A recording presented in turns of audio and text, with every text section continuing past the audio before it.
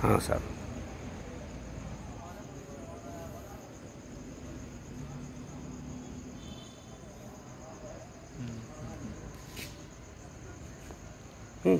भारत में जन कवियों की परंपरा गोरखनाथ से शुरू होती है। मध्यकाल में जितने भक्त कवि हुए वे भक्त रचनाकार होने के साथ साथ जन कवि भी थे। जनता के बीच में रहते थे, जनता के लिए कविताएं रचते थे। ये अलग बात है कि उनका मोर्चा सांस्कृतिक और आध्यात्मिक ज़्यादा था, लेकिन ऐसा नहीं कहा जा सकता कि उनकी रचनाओं में जनता की दैनंदिन समस्याओं का अभाव है। उन्होंने लगातार अध्यात्म, दर्शन और ईश्वर को याद करते हुए जनता के जीवन को भी अपनी रचनाओं में जहाँ उन्हें मौका मिला है वहाँ स्थान दिया। ये परंपरा भारत की आज़ादी के काल में, जब स्वाधीनता संग्राम चल रहा था, उस समय आगे बढ़ती है और वो परंपरा धर्म से थोड़ा अलग हटकर संस्कृति पर ज़्यादा केंद्रित हो जाती है, राजनीति पर केंद्रित हो जाती है और समाज पर केंद्रित हो जाती है। भारत आज़ाद होता है। जो आज़ाद भारत हुआ उसकी आज़ादी तो थी, लेकिन उसे अधूरा माना गया था, अधूरी थी भी, क्योंकि हम राजनीतिक शासन की दृष्टि से आज़ाद हुए थे। लेकिन जो हमारी वास्तविक आज़ादी थी, जिसे हम समाज की आज़ादी कहते हैं या जिसे हम मन की आज़ादी कहते हैं, संस्कारों की आज़ादी कहते हैं, वह आज़ादी अधूरी ही थे। आर्थिक आज़ादी भी अधूरी थी, किसानों के लिए भी आज़ादी अधूरी ही थी और इसको लोगों ने उसी समय रेखांकित भी किया था। यही कारण है कि आज़ाद भारत में जन कविता की परंपरा एक नया आयाम प्राप्त करती है और अधूरी आज़ादी को लेकर के और जनता की समस्याओं को लेकर के जन कवियों की पूरी परंपरा हमारे सामने आती है। पश्चिमी उत्तर प्रदेश में अपना रचना कर्म करने वाले जगदीश सुधाकर ऐसे ही जन कवि थे। उनकी कविता जनता की कविता है, जनता के लिए कविता है, जनता के यथार्थ की कविता है। हमारा दुर्भाग्य है कि कुछ वर्ष पहले जगदीश सुधाकर हमारे बीच नहीं रहे। हमारे लिए जगदीश सुधाकर का जाना केवल एक मित्र का जाना नहीं है, बल्कि वह बहुत बड़े अर्थों में भारतवर्ष के एक जन कवि का जाना है। एक ऐसे जन कवि का जाना जिन्हें इतिहास शायद ज़्यादा याद न करे, लेकिन पश्चिमी उत्तर प्रदेश की जनता जगदीश सुधाकर को आज भी याद करती है। हम आज खतौली नगर के रेलवे स्टेशन पर बैठे हुए हैं। कुछ देर पहले हमने उस पीर के दर्शन किए, उस पीर के सामने हम बैठे हुए थे जिस पर जगदीश सुधाकर हर बृहस्पतिवार को आते थे। यह अलग बात है कि यहाँ आने के बावजूद वो हर प्रकार के पाखंड को अपनी रचनाओं में व्यंग्य का निशाना बनाया करते थे। हम भी उसी भावना को लेकर आज यहाँ बैठे थे। फिर हमने तय किया कि हम अपने प्रिय जन कवि की स्मृति में उनकी ही रची हुई रचनाओं का कुछ पाठ, जो कविताएं अधूरी आज़ादी संग्रह में छपी हैं, उसमें से करेंगे और हम इस प्रकार अपने मित्र को याद करेंगे। तो मैं स्वयं से ही शुरुआत न करके इस क्षेत्र के दूसरे बड़े कवि जसवीर राणा जी से निवेदन कर रहा हूँ कि वे अपनी इच्छा की 2 कविताएं जन कवि जगदीश सुधाकर की पुस्तक से, अधूरी आज़ादी से पढ़ें।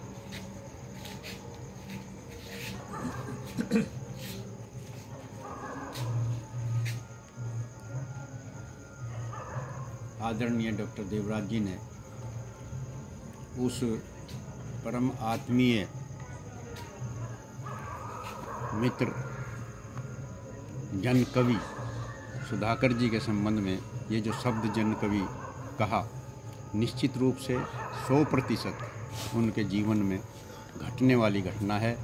जन कवि जो अपनी रचनाओं को, अपनी रचना के शब्दों को जनता के मुख से उठा करके जनता के हित में प्रयोग करते रहे।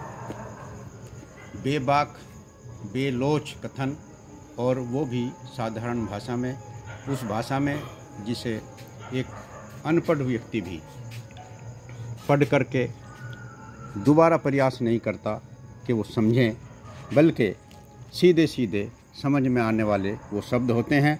और उन शब्दों में जो व्यंग होता है वो विशेषता आदरणीय जगदीश सुधाकर जी की कविताओं में रही है। मैं उनके इसी प्रकार के 2 व्यंगपूर्ण कविताओं को आपके सामने रखना चाहूँगा।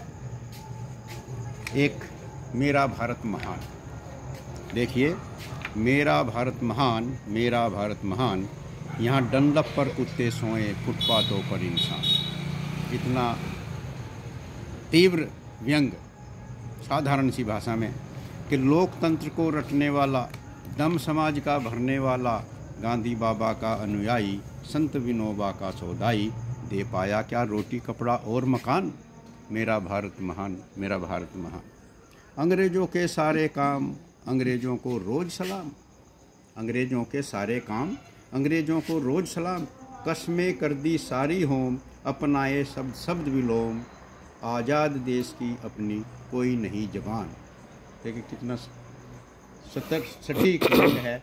इतने दिनों बाद भी इस राष्ट्र की कोई अपनी भाषा नहीं है कि अंग्रेजी में सारे काम अंग्रेज़ों को रोज़ सलाम। कस्में कर दी सारी होम, अपनाए शब्द शब्द विलोम, आज़ाद देश की अपनी कोई नहीं जबान। मेरा भारत महान, मेरा भारत महान। जैसा राजा वैसी प्रजा, राजा मरता तू भी मर जा। जैसा राजा वैसी प्रजा, राजा मरता तू भी मर जा। देश की गाड़ी राम भरोसे खाए समोसे। आवाही जब बिगड़ गया, क्या कर ले भगवान। मेरा भारत महान, मेरा भारत महान। और तत्कालीन राजनीति में अचानक से प्रधानमंत्री के पद पर अप्रत्याशित रूप से जब राजीव गांधी आसीन हुए तो सुधाकर जी ने उन्हें लल्लू युवराज कहकर, जब कोई अक्षम व्यक्ति किसी पद पर आसीन हो जाता है तो उस जन कवि की भाषा में उसे लल्लू ही बोला जाता है। हमारे युवराज अपना रहे हैं अंधेर नगरी चौपट राजा वाला तरीका। हमारे युवराज अपना रहे हैं अंधेर नगरी चौपट राजा वाला तरीका। लपटों में दहक रहा पंजाब, दमकले भेज रहे हैं श्रीलंका। जनाब लाल किले पर चढ़ते ही घबरा गए, जनाब लाल किले पर चढ़ते ही घबरा गए। स्वतंत्रता दिवस को गणतंत्र दिवस बता गए। बहुत बढ़िया। जनाब लाल किले पर चढ़ते ही घबरा गए, स्वतंत्रता दिवस को गणतंत्र दिवस बता गए। लगाए कौन नैया इस देश की किनारे, खिवैया तो जा पहुँचे सीधे हरारे। आपातकाल की देवी का बलिदान या देवी भक्तों का अविवेक, एक पायलट ने प्रधानमंत्री की कुर्सी का मुख लिया देख। वरना India to Italy, Italy to India विमान ही चलाते, डंके की चोट पर पायलट की पोस्ट पर रिटायर हो जाते। डंके की चोट पर पायलट की पोस्ट पर रिटायर हो जाते। मार गया मोह प्यारे इटालियन परी का, अपना रहे हैं युवराज चौपट राजा वाला तरीका। हमारे युवराज अपना रहे हैं अंधेर नगरी चौपट वाला तरीका। लपटों में दहक रहा है पंजाब और दमकले भेज रहे हैं श्रीलंका। बहुत खूब, बहुत खूब। ये अरे हम तो दूर से आवाज़ सुन के चले आए। आओ साथ जी जी जी बढ़िया। हमारे बीच में जन कवि जगदीश सुधाकर के अभिन्न मित्र, और मैं कह सकता हूँ कि सबसे गहरे मित्र प्रोफेसर ऋषभ देव शर्मा देवराज, जो पहले लिखते थे अब ऋषभ देव शर्मा हम उन्हें प्यार से कहते हैं, हमारे बीच में हैं। हैदराबाद में रहने लगे हैं, दक्षिण भारत के ही हो गए हैं, लेकिन उनके सारे संस्कार खतौली की मिट्टी के हैं। जगदीश सुधाकर के सानिध्य में उन्हें बहुत कुछ मिला है, उनसे जगदीश सुधाकर को बहुत कुछ मिला था। दोनों एक दूसरे को इतना अधिक प्यार करते थे कि हमको कई बार ईर्ष्या होती थी। हंसी मजाक दोनों इतना गहरा करते थे कि हम हंसते हंसते लोटपोट हो जाते थे। ऐसे अभिन्न मित्र प्रोफेसर ऋषभदेव शर्मा हमारे साथ आज संयोगवश हैं। मैं उनसे निवेदन करूंगा कि वे भी जनकवि की 2 रचनाओं का पाठ करें। मैंने किताब अभी खोली और जो कविता खुली मेरी बहुत प्रिय कविता है। वैसे तो उनका कहा हुआ सभी कुछ मुझे बहुत प्रिय है और बहुत याद भी है। कविता है कुर्ता गान।